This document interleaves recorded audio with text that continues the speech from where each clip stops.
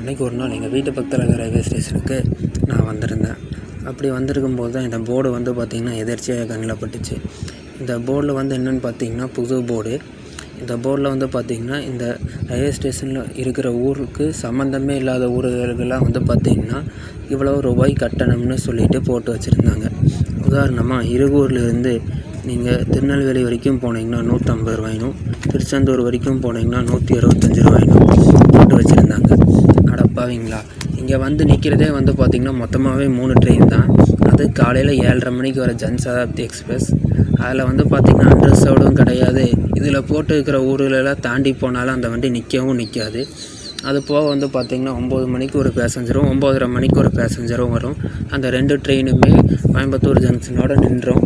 அதுக்கு மேலே அந்த ட்ரெயினும் எங்கேயுமே போகாது. புதுசாக போர்டு எழுத தெரிஞ்சவங்களுக்கு அந்த ஊர்களுக்கெல்லாம் ட்ரெயின் இருக்குதான்னு சொல்லிட்டு தெரியாமல்